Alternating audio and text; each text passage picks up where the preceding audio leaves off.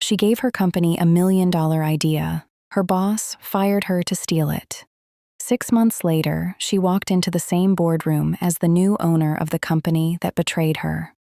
Mia Rodriguez was a 27-year-old product designer at a mid-sized tech company in Austin, Texas.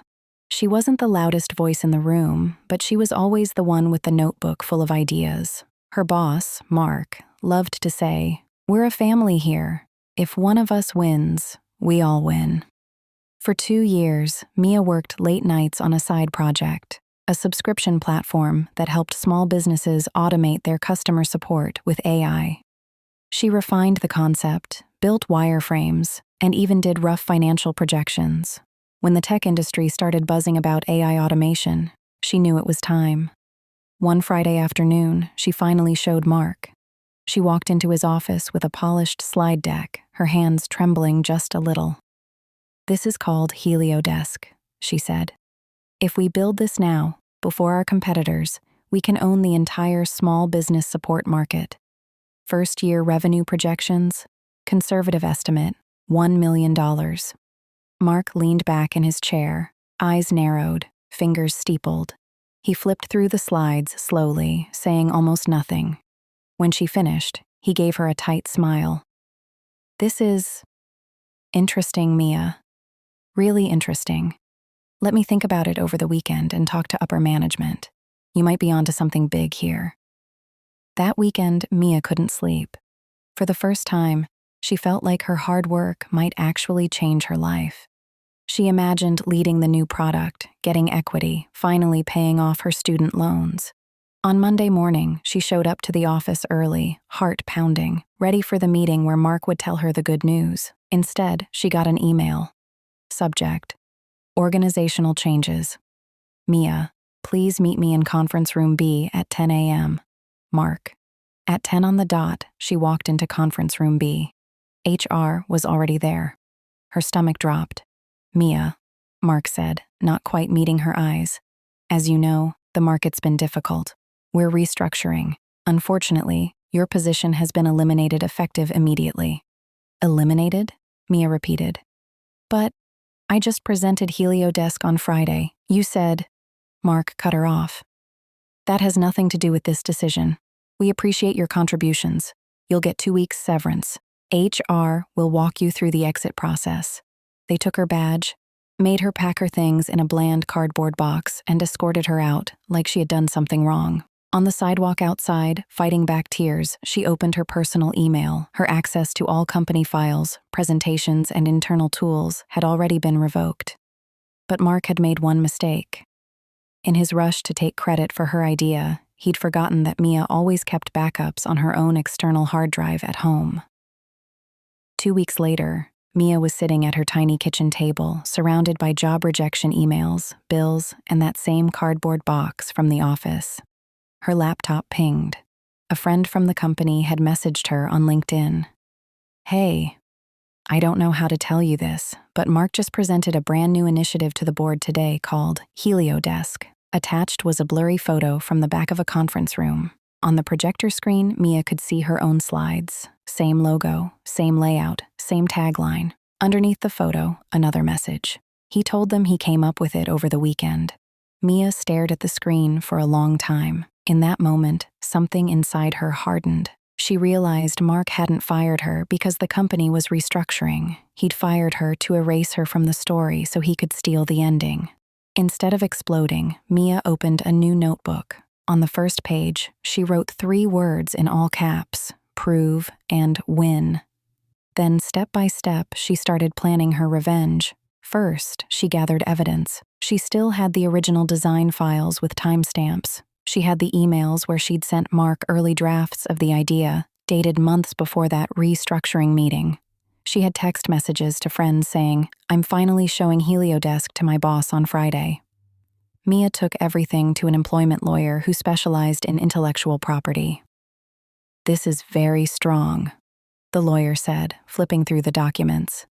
"If what you're telling me is true, they fired you to steal your IP. We can sue. Or we can do something much smarter." Over the next 3 months, Mia disappeared from social media. What she didn't post was that she had quietly found a partner, a small, hungry venture capital firm that loved suing bigger companies almost as much as it loved funding disruptive startups. They didn't just give Mia money, they gave her lawyers, real ones, expensive ones, and a plan.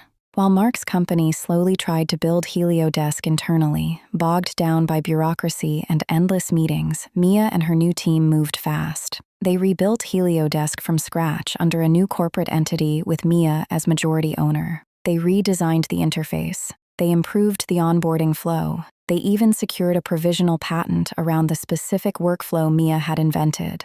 By the time Mark's company announced their upcoming AI support platform to investors, Mia was already live. She launched quietly at first, targeting the one group Mark's company always ignored: small, scrappy businesses that couldn't afford big enterprise software. She offered them a free 30-day trial and personalized onboarding calls. Within 8 weeks, Heliodesk had onboarded 146 paying customers. Revenue, just over $40,000 in annual recurring subscriptions. Not life-changing money, not yet, but enough. Enough to prove one thing: the idea worked, and it worked with her, not him. That's when the lawyers made their move. They sent Mark's company a 40-page demand letter. It included date-stamped designs, email threads, internal chat logs, and a direct comparison between Mia's original deck and the one Mark had presented to the board as his own. The letter had a very simple message: settle quietly and fairly with Ms. Rodriguez, or we file a public lawsuit for wrongful termination, theft of intellectual property, and seek damages equal to all projected revenue from Heliodesk. The board was furious. Not with Mia, with Mark. Overnight, the visionary leader became a liability. Internal emails leaked. People started asking questions. If he'd lie about this, what else had he lied about? Within a month, Mark was stepping down to pursue other opportunities. The company scrubbed his name from the Heliodesk project, but the damage was done. Their investors had seen the demand letter, and they'd seen something else too: Mia's actual numbers, real customers, real revenue, real traction. So the board did what boards do best. They made a ruthless decision. Instead of fighting Mia in court, they called her. One rainy Tuesday afternoon, Mia found herself sitting in the same boardroom where her idea had once been stolen. Only this time there was no cardboard box, no HR rep, no Mark, just a long table full of very nervous executives. Mia, one of the board members, began. We've reviewed the situation. We recognize that Heliodesk was, in fact, your original concept. We would like to correct this mistake. They slid a folder across the table. Inside was an offer to acquire Mia's company, not just the product, but the entire entity, for 7 figures, and a condition. She would come on board as vice president of product, with full public credit as the original creator of Heliodesk. Mia looked around the room, at the faces that had looked the other way when she was walked out, at the logo on the wall of the company that had called itself a family. She thought about Mark, now unemployed, reputation shattered, quietly blacklisted from the industry for ethics concerns. She thought about the version of herself who had walked out of this building months ago, holding a cardboard box and swallowing back tears. Then she smiled. I have a counter, she said. She increased the number, added a clause guaranteeing full creative control, and requested one more thing: a formal written statement, signed and public, acknowledging that Heliodesk had been her idea from the beginning. They agreed. The deal closed 3 weeks later.